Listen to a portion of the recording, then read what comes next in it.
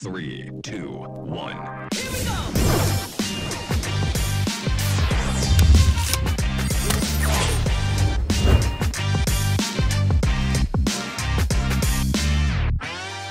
Hey everybody, welcome to episode 51 of the Let's Dig In podcast with your host, Chef Rich Rosendale. That's me. Today, we have a very special guest with an incredibly inspiring story. Please welcome Kevin Conley, Wildland Firefighter, intrepid cross-country cyclist, and author of the compelling book, Above the Ashes. In his book, Kevin shares his personal story and his journey battling depression and severe panic disorder, experiences that could cripple even the strongest among us. But instead of succumbing to his circumstances, Kevin chose to fight. His weapon, a bicycle. His companion, his loyal puppy, Rocky. Embarking on a 3,500-mile ride across the country over 47 days, Kevin embarked on a quest to find peace, clarity, and to conquer his inner demons that plagued his mind. The journey was physically exhausting, mentally grueling, but in the end, he triumphed, slaying his inner dragon. In today's episode, we dive deep into Kevin's inspiring journey, his battles, his lessons he's learned along the way. We'll also discuss his new mission to use this experience to help others facing similar struggles. Join us in this incredibly inspiring journey of hope, resilience, and second chances with Kevin Conley. Let's dig in. Everybody, this episode is brought to you by Dry Ager. As home chefs and culinary professionals, we know that quality matters, and that's why we love Dry Ager. Their state-of-the-art dry aging technology transforms the way we handle and taste meat, elevating our culinary experiences. For those passionate about the perfect cut, Dry Ager is the way to go. So here's a big thank you to Dry Ager for their amazing support. We'd also like to take a moment to thank Waring Commercial, our faithful sponsors for this episode. With their high-performance, large-volume food processors and blenders, they're all about making time in the kitchen efficient and enjoyable. To every chef out there looking to optimize their kitchen, Waring Commercial is a brand you can trust. A huge thank you to Waring Commercial for making our culinary adventures possible. And let's not forget Steelite International, who has generously sponsored this episode. With their top-notch quality, innovation, and style and tabletop solutions, they're enhancing our dining experiences. Every elegant glassware, every stylish cutlery makes every meal a true event. A big shout out to Steelite International for their outstanding support and commitment to the culinary arts. Kevin Conley, a good friend who we've been trying to get you on the podcast here for I feel like it's kind of been a couple of years, and obviously this last couple of years has been crazy for everybody. You've been on this huge journey. I'm really excited to be able for us to be able to carve out some time, be able to sit down and talk with you. And I thought, Kevin, if you could start off, maybe just introduce yourself to our audience, and maybe kind of just give us an overview of the journey that you've had over these last couple of years. Yes, my name's Kevin Conley. I'm a wildland firefighter. I'm also an author. I recently wrote a book titled Above the Ashes. A little bit of a backstory. I'm also a long distance hiker. I've hiked the Appalachian Trail and the Pacific Crest Trail and a ton of long distance cycling around the country as well. And then I started fighting wildfires. I became a wildland firefighter when I was 30 years old on an engine crew up in Montana. And then I transferred to the Snake River Hot Shots for a couple of years, which was based in Idaho, which is a national resource. So we go all over the country. When there's a fire, we can be dispatched anywhere.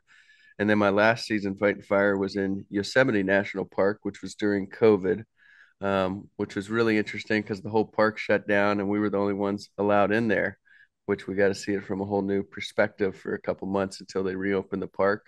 And then after Yosemite was when I started going through some really dark periods in my life. And sitting here today, I got a book out about my story and my journey and what I went through. And then I'm really excited about what's to come this year. So it's been a long path, but fighting fire is what I've been devoted to the last few years.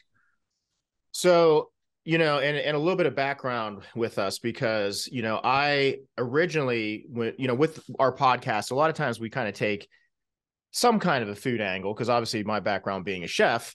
But I was going to reach out to you about being on the show And I actually went back to all the original podcast questions that I had for you, and they were all more fire related. And I have all the details here about the Snake River hot shots and your time in Idaho and two seasons out there. And originally, whenever we were going to have you on the show, this was about whenever there were a lot of droughts that were going on. There were all these terrible fires that were really kind of happening. And a lot of the questions were really kind of more about like, hey, what are you eating out there? Which I'm, obviously we'll ask some of those questions too a little bit later. But it was kind of more leaning toward the firefighting wildfire angle. However, the reason that we've kind of reconnected on bringing you back on this is I wanted to kind of share the topic with a lot of people, as it is the subject with your book, is really this incredible journey, and kind of where the show is going to kind of take us today is that since then you've rode across the country 3,500 miles, 47 days with Rocky, your pup, your good friend, who I see in the neighborhood also from time to time, pretty often. Yep. And you did this in a way to really kind of reclaim your wellness and your fight with mental health and depression. And I'm curious, as I feel like a lot of people, I would like you to kind of talk a little bit about that, because I feel like a lot of people kind of use that as more of a it's a label. It's like, but they don't really understand. And I think it's far more common than a lot of people realize, like varying degrees of it. I know in my industry, the culinary industry, it can, it's stressful at times. You're working long hours. There's addiction issues. And I think a lot of times people, they almost don't want to talk about it. And I got to tell you, before we really kind of get into, I want to hear your feedback on a lot of this stuff, but I got to tell you, I'm really just so impressed that you have the courage to be able to, come forward and talk about this and be transparent, because it really, I feel like it's relevant to so many people that are kind of going through this, coping with these same kinds of things, but maybe they're in different careers or they're in different phases of their life. It could be, whatever, financial or stress related, what have you. But if you can kind of just tell us about like when did the challenge, or the when you kind of started, kind of going to this dark place, like when do you feel like that kind of started? I'm curious, did the fires, was the kind of therapy like helpful, or did that actually contribute to it? And if you could kind of just walk us through kind of maybe the beginning part of it. And of course, I want to know, when did you decide that, hey, I want to change this? But I'm curious, like the timing and when you kind of recognized, like, what did that look like? Yeah, it all started after my last season fighting wildfires in Yosemite. So, what happens when you're a wildland firefighters?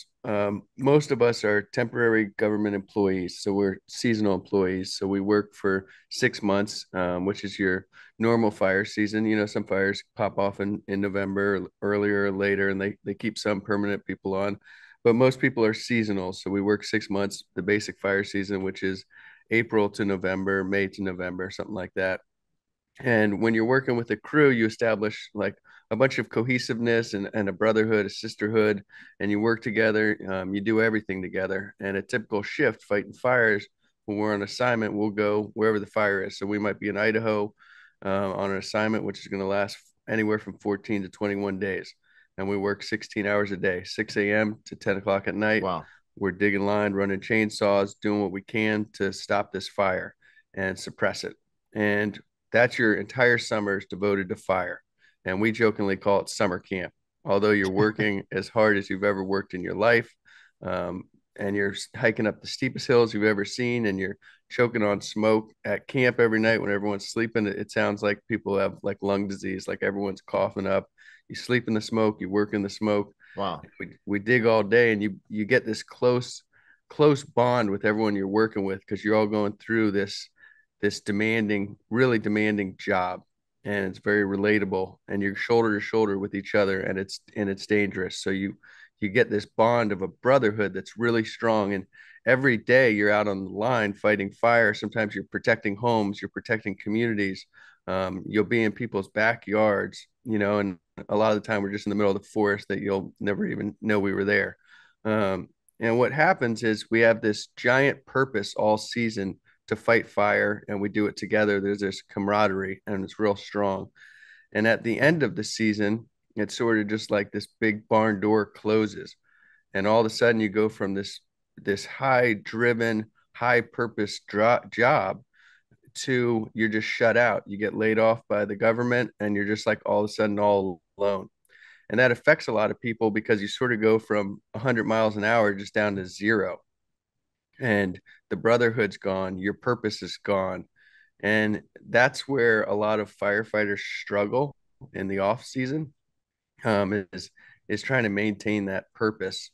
And I can't really pinpoint to what happened to me. I'm sure that had a huge impact on my brain after 4 years of running and gunning. And then I don't know, something just happened, something shifted in my mind. And after my last season fighting fires, I started to have severe panic attacks. And severe panic attacks are brutal and they're debilitating. And I felt like I couldn't do anything. And everything that I loved doing, I stopped doing. I stopped running, hiking, cycling, and I didn't feel myself. And I felt trapped in this unique world. And that led me into a depression, a really deep depression.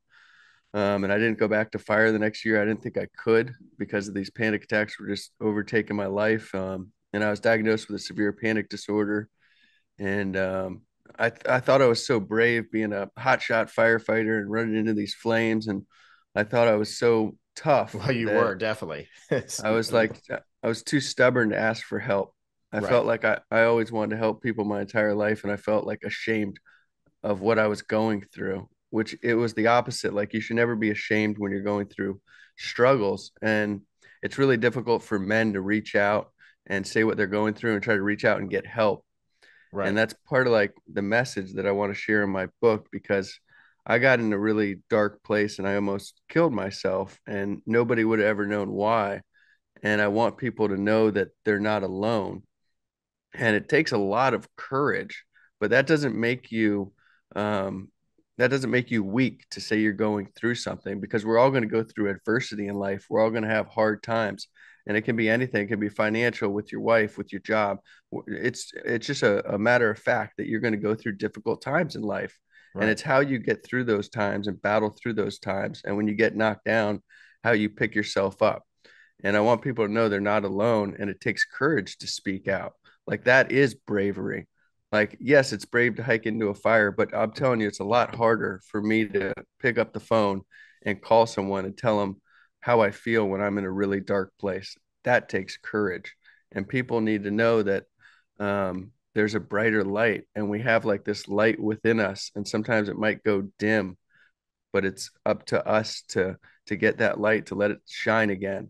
And no matter how dark times get, you can always get to the other side. And I use a comparison where it's like peaks and valleys, where it's like I was in this dark place, stuck in this dark valley, and the mountains, I couldn't see the sun. They were on the other side of the mountains, and I had to gather up the courage to climb up the mountain and just find myself again.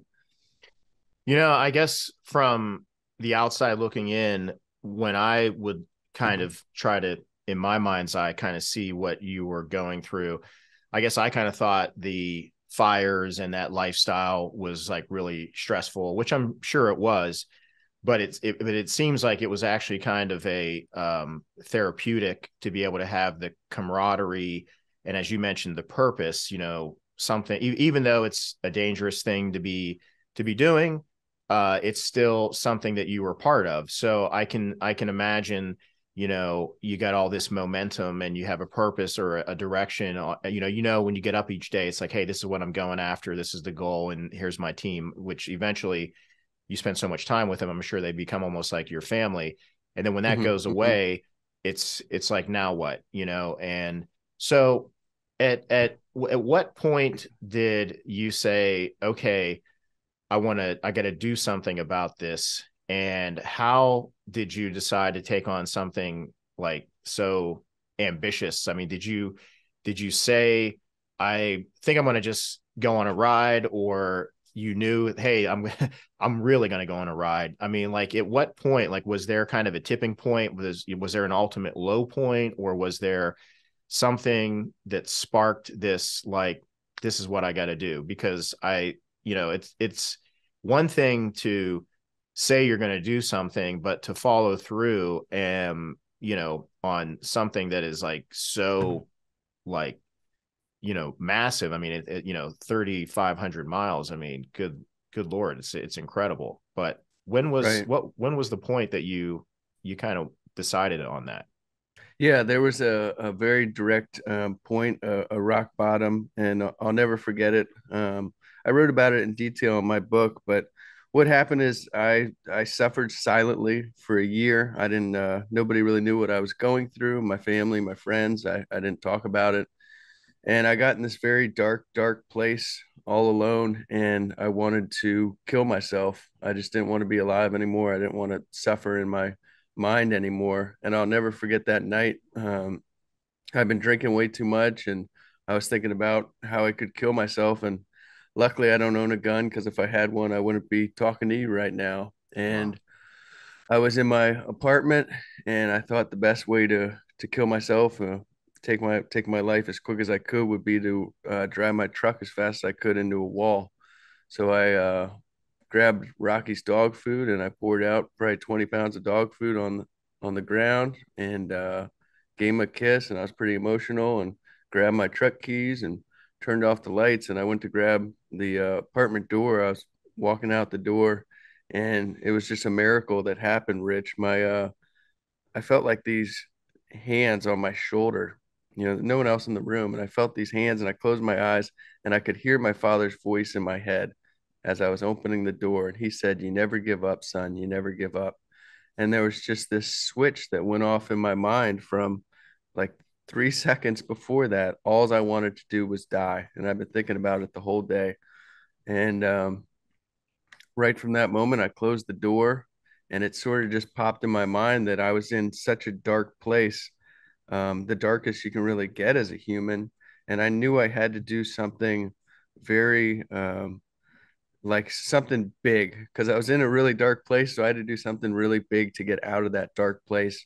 And something went off in my mind. I was like, I'm just going to go ride my bike across the entire country, and kind of reteach my brain, and just throw myself out there and start fighting these demons head on, and stop running from them and isolating myself. And I called, they have a great resource for wildland firefighters called the Wildland Firefighter Foundation, which is a nonprofit that helps firefighters if there's a fatality, or they need some help therapy wise. And I called Burke Miner, who runs that foundation, that night, and said, "I'm in a really dark place, and I'm fixing to go ride my bike across the country, and I'm going to try to raise some money for you, and I'd love a call back." And booked a train ticket to from Salt Lake City to San Francisco, and loaded up my dog, and started riding across the country a couple days after I almost killed myself. Wow. Unbelievable. And I know, that in the book, one of the chapters, you do talk about your dad a lot, and obviously, family, wonderful family, and I think sometimes you don't realize, like, the little things that you say to somebody, that it has like this ripple effect, and it's interesting, the Totally. things that you remember, and how powerful that message was, that you thought about it at, thank God, the right time. And it's also amazing how you can, and I always kind of think about this, I love movies that kind of show the triumph of the human spirit. I always kind of think about, like, Rocky and things like that. But it's Love it. really Yeah. cool whenever you see that kind of stuff in real life, where you see somebody change the trajectory of the direction that their life is going. And it's one thing to see that in a movie, but it's incredible, and it's rare whenever you actually see it in real life. And again, I can't tell you. I think I think the thing that I'm most impressed about, I mean, obviously, taking the journey across the country is like, just seems it's, to me, it almost seems like impossible. I mean, I think about, just trying to run a certain amount of miles each week, but I think just being able to have the courage to be able to put yourself out there and really to kind of be, something that other people can point to as an example of saying, hey, I can get back on track. I can change the trajectory. I can accomplish goals. I can look forward to, what is over the horizon.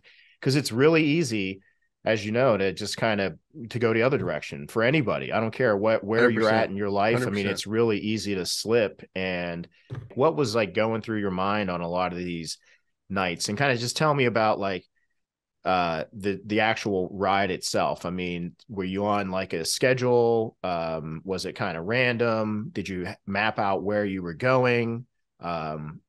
Was that Right. in of itself, was that transformative as well? I mean, did you meet people along the way and kind of share like what was the actual ride like?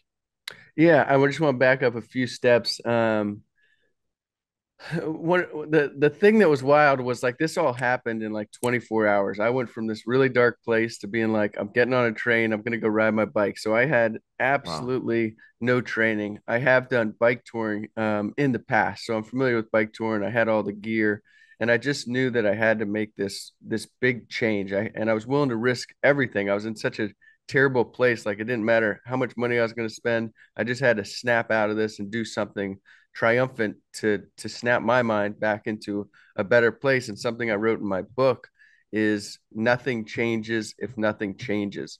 And so I knew if I stayed in Salt Lake City and maybe I started going to therapy or whatever, like that wasn't going to get me to the point I needed to get myself to.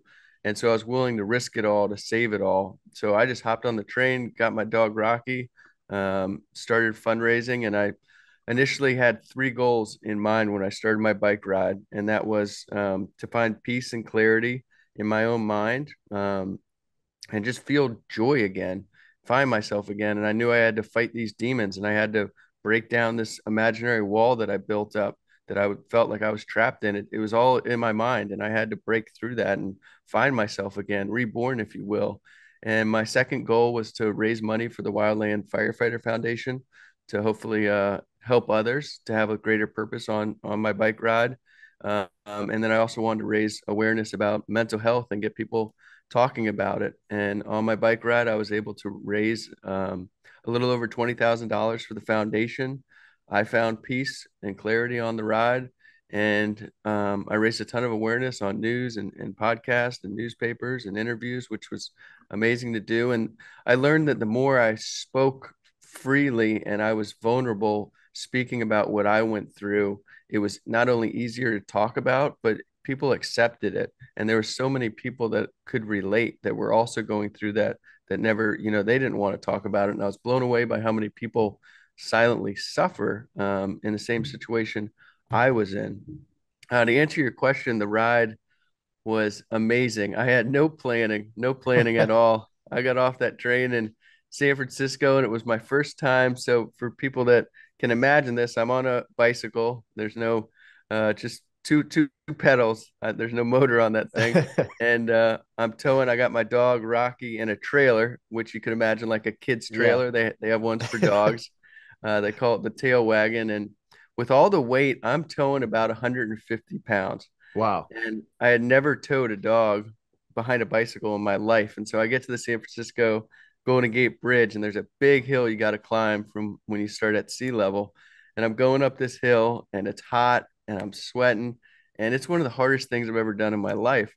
And I remember calling my dad, and I'm like, Dad, I'm gonna pull Rocky across the entire country, but I will never tow him ever again. It was extremely difficult, and I think I needed something that was hard like that to Yeah. help me burst through this wall. But it was extremely challenging. I had no plan. What was beautiful was the Wildland Firefighter community. A lot of people heard of my story and what I went through and what I was speaking out about and my purpose for riding across the country, like the dark place I was in, and I was trying to break out of that. and so many wildland firefighters came together and helped me out along the way, which was amazing. And it was all those people sort of in different towns and little things, big things that happened that were kind of breathing air, into my life, bringing me back to life. These small little acts of kindness. It's almost like, actually going through this is the process itself is you really kind of like rescued yourself. I mean, I think people therapy and people helping and offering that helps. That's supportive. You need part of that. But ultimately, at the end of the day, it's kind of acknowledging that here's something that I need to conquer, and just finding the will.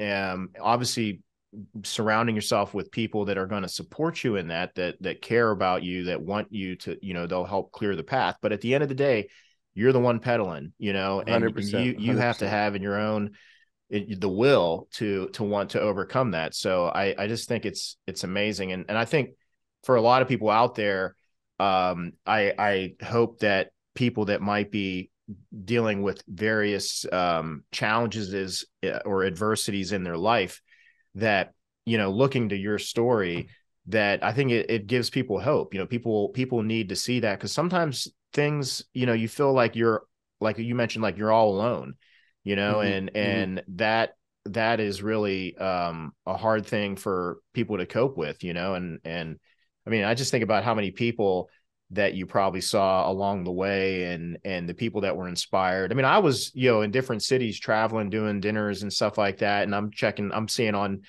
Instagram and Facebook, and I'm like, man, this is so cool. Like, so I think there were a lot of people watching, and at the time you may not have even realized how many people were watching. Right. Yeah. So, it was pretty cool. And what about where did you end the trip, and what was that like? Because I remember seeing some of the pictures and the news and everything kind of rallying around, like, where did the trip actually end? So I ended in St. Augustine, Florida, which is I think it's the oldest town in the Yeah. United States, like that's been around. People have actually lived there for, Yep. it's 800 years. I don't know, it's a ridiculous number.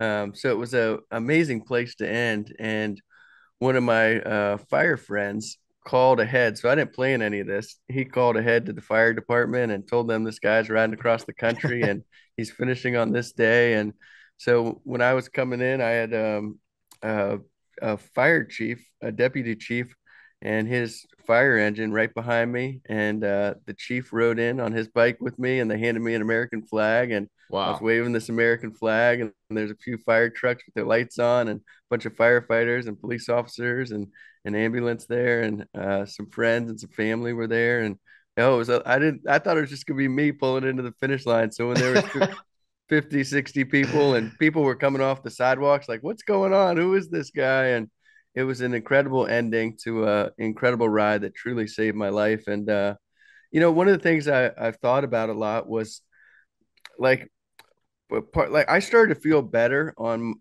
the first day I started riding my bike. So the transition, it didn't happen overnight. I didn't Right. feel myself overnight. That truly took about 1,500 miles, those first, 3 weeks of fighting those demons.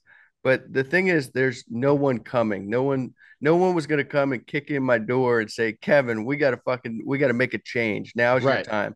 Like you have to muster that courage up within yourself. And I believe why I started feeling better so quickly was because I finally started doing something.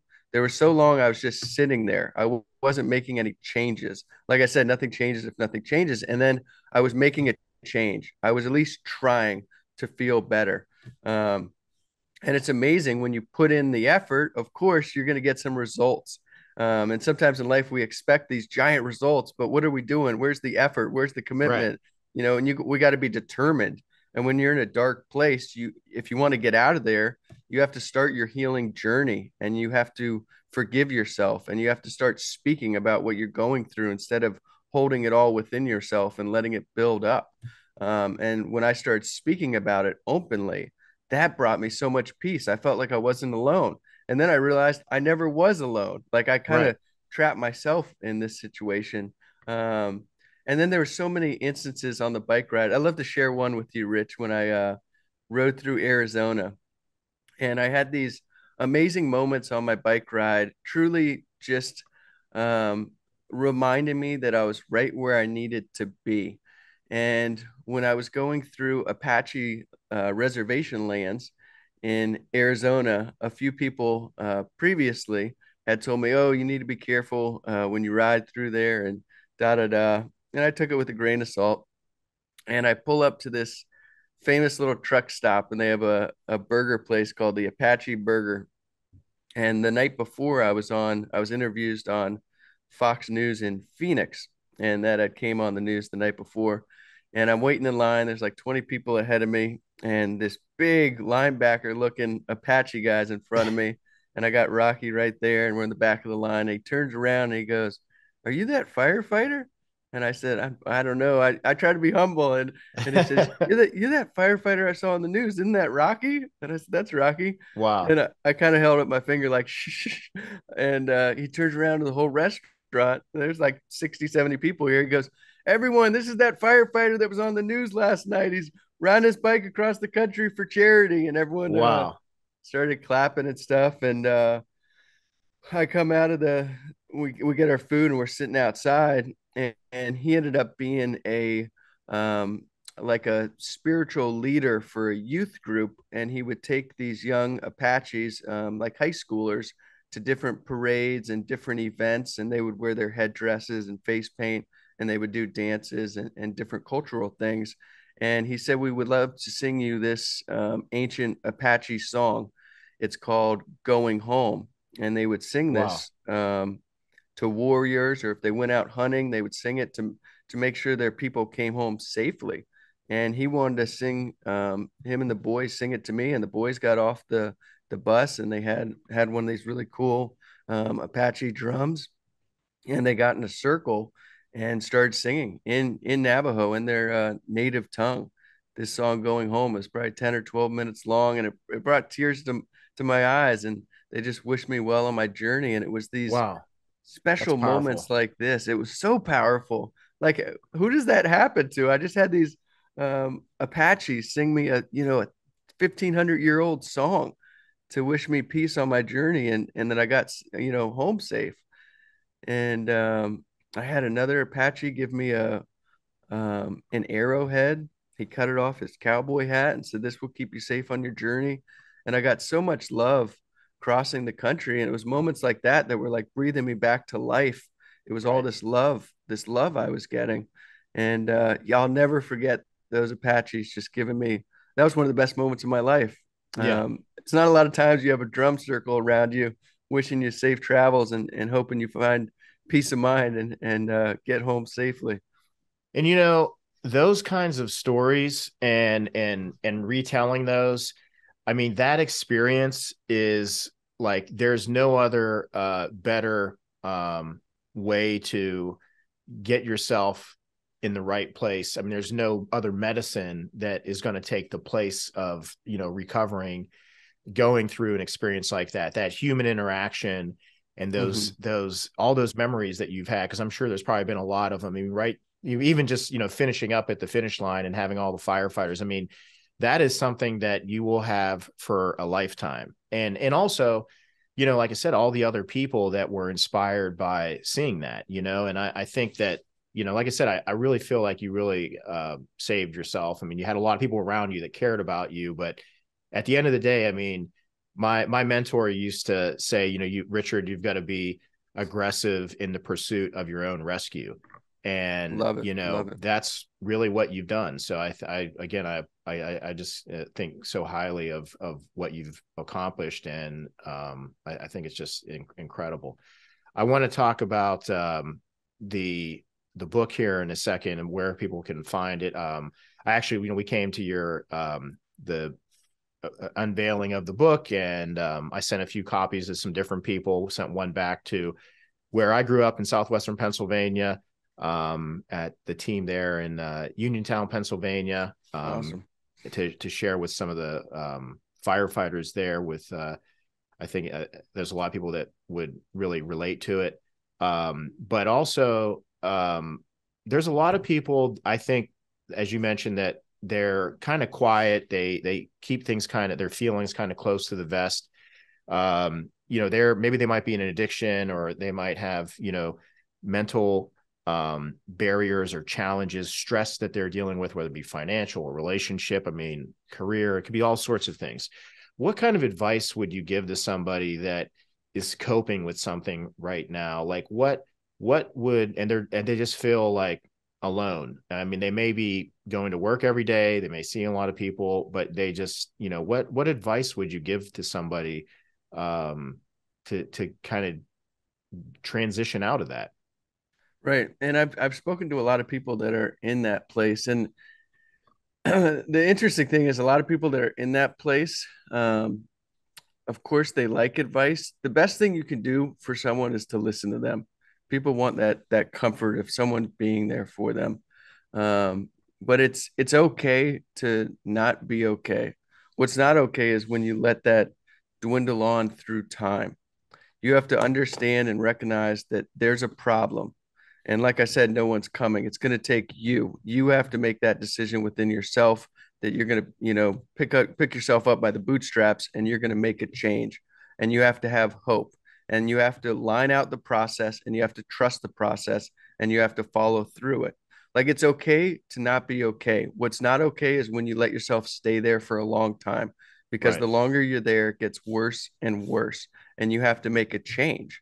Like, things were better when you go through addiction or when you go through depression, whatever it is you're going through. There was times before that that were better. At least I hope. I remember a Right. better life before this. So I know that exists.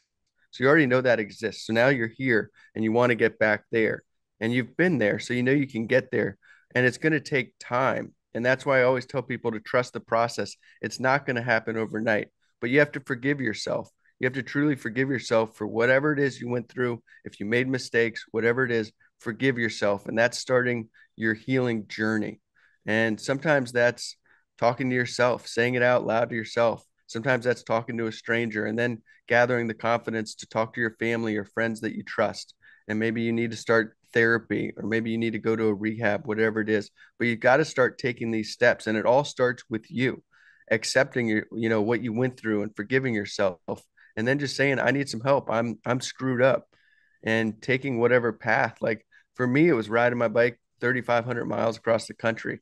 That's what saved me. I was in such a dark place. And sometimes when you're so lost in your mind, you just need to wander freely to find really where you are and who you are. And you have to fight these demons, and everyone's going to have their different path, their healing journey of what it is.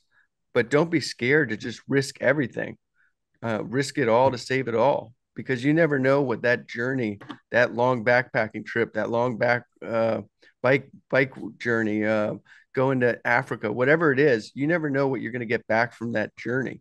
Right. And sitting in the same place, only so much can change. And it's all about your environment, right? We're like a product of our environment, who we are around all the time, and what we're around. So I knew I had to take myself out of the environment I was in and kind of just find a new life almost, and snap out of what I was going through. But yeah, when people are going through hard times, I just try to tell them it's okay to not be okay. They're not alone, and never give up. And simple, nothing changes if nothing changes. You can't expect these big results to happen when you're not putting in big work, you Right. know? So you got to sit there sometimes, and sit with your feelings. It's okay to be sad and grieve, and depression comes in waves, and you have to learn the tools that you can gather to cope with it and to go through it. And something I talked about in my book was, like, it doesn't matter how many times you are broken down and beaten down. That doesn't define you. What defines you is how you fight back, how you fight that adversity, and how you pick yourself back up. That's going to define your character, because we're all going to go through rough times in life. And that's not who you are. You're not that rough time. That's not you. What is Right. you is how you fight back. That's you. That's the guy that's like, he's a fighter. I see how far down he was in the ditches, but I saw him climb back up that mountain. That's the so and so I know. And you have to become that fighter and that warrior and fight back for your life. And for you, that vehicle was riding the bike, but Yeah, it could manifest for different people in different ways. It's just somebody, you got to find something, refining your voice. What is it that what do you want to say, and taking control and reclaiming that, and totally. but that could be anything for anybody. And for you, obviously, I mean, it was incredible to, like I said, just to watch you, and I do want to Two big things, Rich. yeah. Also, just that really helped me was gratitude. Every morning I started practicing, just reminding myself what I'm grateful for, and I learned that gratefulness and gratitude cannot live in the same place as anxiety. Right. So when you're talking about what you're grateful for and you're feeling that, the anxiety can't coexist with that. And nature, waking up every morning, going for a bike ride, a run, and just getting outside and clearing your mind. Exercise is such an incredible tool to help you through rough times. Exercise. And also the other thing that you mentioned that I think a lot of people, just everyday people, underestimate is the power of just listening to people. Mm-hmm, Sometimes it's mm-hmm. not always coming full tilt with advice, do this, do that, but sometimes just listening to people can be really super powerful. And I don't think people do enough of it. What can you tell us about the book? Where can people find the book? And I'd like to know, like, how's that changed your life? And what else do you have? What else do you have planned? What are you looking forward to? My book is titled Above the Ashes, and the subtitle is The Inspiring True Story of a Firefighter's Journey to Rediscover Joy and Free Himself from His Battle with Mental Illness. And in the book, I talk about being a wildland firefighter. So the first chapter just kind of goes into that job, tells you about what we do. A lot of people don't know what wildland firefighters do on hotshot crews or different types of crews. And then it talks about my story. I'm very vulnerable and authentic and raw with what I went through with my panic disorder and with my depression and how I almost took my life. And then the rest of the book is focused on my journey crossing the country and the firefighters that helped me out, and the natives that helped me out, and the small people, the small little things that happened along my journey that brought me back to life, and the days where I fought my demons head on, and I was stuck in the middle of nowhere and I had nowhere to hide from my feelings. It was just me. There was no escape. And that's what helped bring me back to life was when I was 70 miles from a town and I couldn't go get a beer. I couldn't call a friend. There was nowhere to run. It was just me and the bike. And that's when I started to have these huge breakthroughs. Like you got to break down to break through. And so my book is about my story with how I went from the darkest place on earth to finding my light, relighting that light within myself, um, and succeeding and finding peace and clarity again. And I hope that this book can help inspire other people, let them know that they're not alone, and to never give up. And there is hope. There is hope. And my book's available on my website, which is kevintheauthor.com. You can also pick it up on Amazon too, but I'd rather you get it on my website. And I autograph every copy that goes out, which I That's think is really, awesome. really special. Well, Kevin, I know we're coming up here on 45 minutes. So anything else that you that we left out? I got to tell you, I'm so glad. I know we're both busy, and we were trying to get this in before next week. We're opening up a restaurant in Atlanta, and you had a Fantastic. busy week coming up next week, so we were able to fit this in. But I'll tell you, man, I'm really glad that and I appreciate you sharing your story with everyone.